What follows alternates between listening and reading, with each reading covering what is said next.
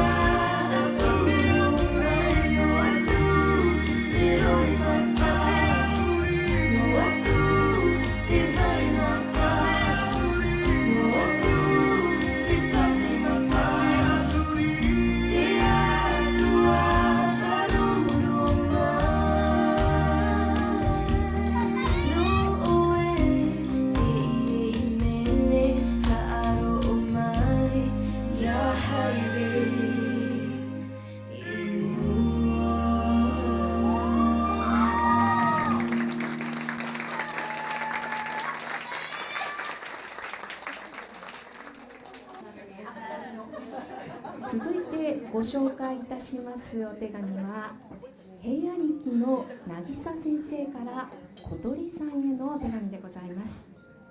代読させていただきます。小鳥ちゃんへ。ちょうど1ヶ月前、小鳥ちゃんが平安力に来てくれて10年が経ちました。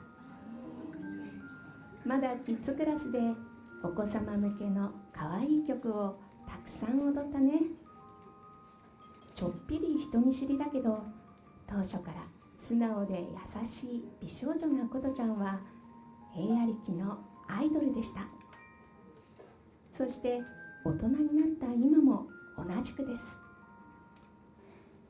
受験や就職などさまざまな変化もあり、大変なこともたくさんあったであろう中、今もずっと一緒に踊ってくれていることへ心から感謝しています。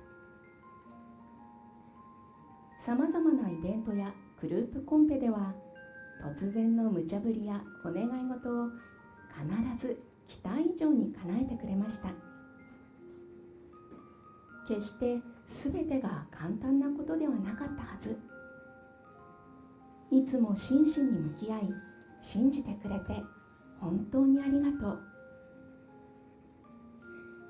6年前、感染症で世界が変わる中、初めて開催されたオンラインショーでは、妊娠中で出演できなかった先生に代わりソロ出演してくれたね。女の子から少女へ成長を遂げ、キラキラ輝く踊りで私たちに希望の光を照らしてくれました。今日のショーではさらに大人の階段を上った女性として舞台に上がりますね。練習から胸がいっぱいでした。小鳥ちゃんの美しさや芯の強さや誠実さは踊りに現れ、見る人の心を動かします。今日の舞台が小鳥ちゃんやご家族はじめ日頃支えてくださっている大切な皆様にとって忘れられない素晴らしいものとなりますように。いつもずっとありがとう。平野力渚。以上、平野力の渚先生からのお手紙でございました。それでは踊っていただきましょう。平野力の小鳥さんです。どうぞ大きな拍手でお迎えくださいませ。